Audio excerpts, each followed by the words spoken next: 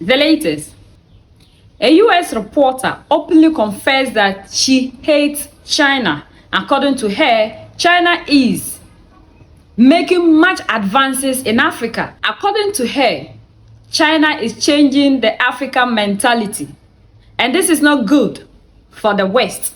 According to her, China is building roads, ports, railways, bridges, and trying to make Africans self-sufficient, which is not good. According to her, US want to keep Africa underdeveloped with no skills.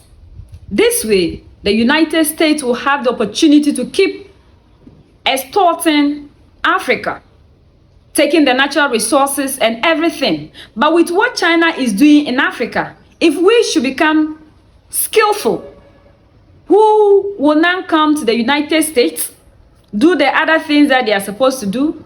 How will United States have the opportunity to come into Africa, take the gold, the mineral resources that we don't know what to do with them?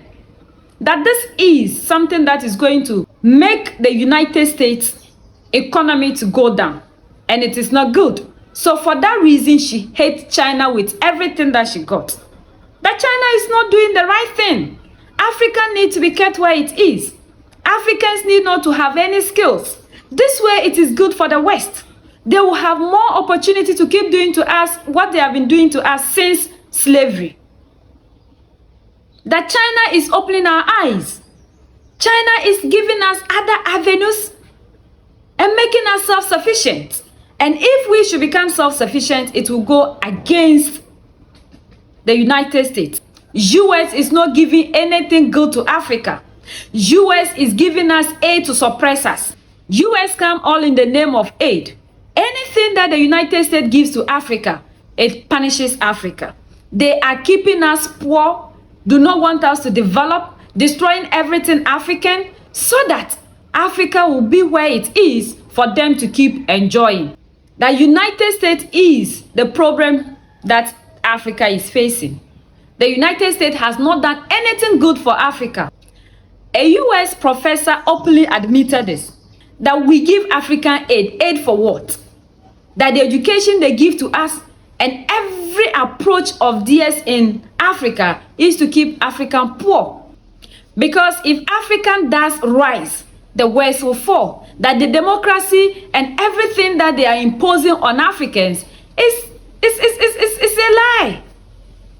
That these theology schools that people go saying their pastors are there, that these things are all to keep African poor. They are strategies.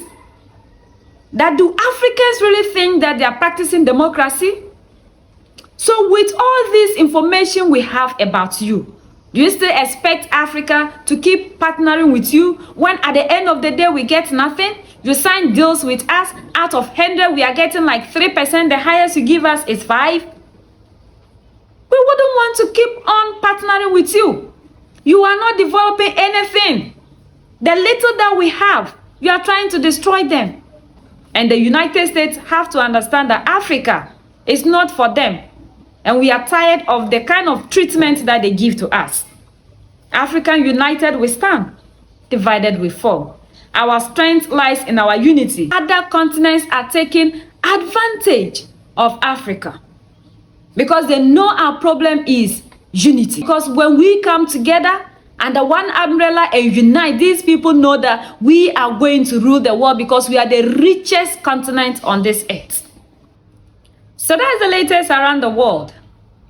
And the United States of America.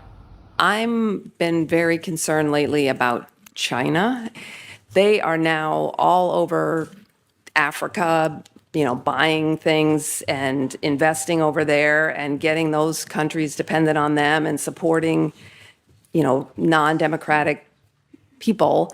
And I'm just like wondering, whom? Well, We are in a country that supports Saudi Arabia.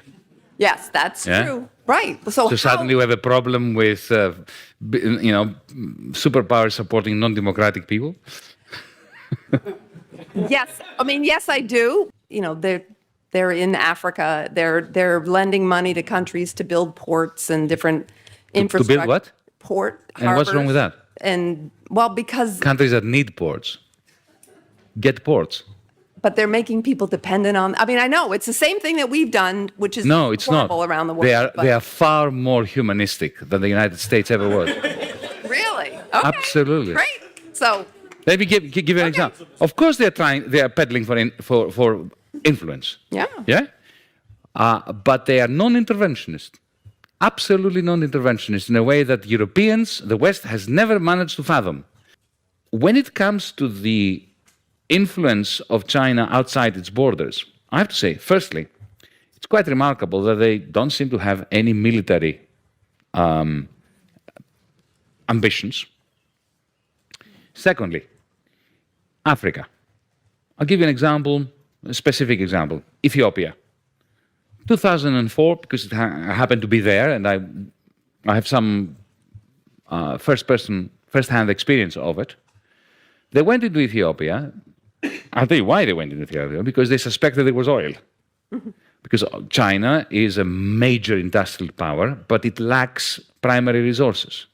Now, instead of going into Africa with troops, colonially, destroying the country, killing people like the West has done for the last 100 years, what they did was they went to Addis Ababa and they said to the government, we would like, we can see you have problems with your infrastructure. We would like to build some new airports, upgrade your railway system, create a telephone system, and rebuild your roads.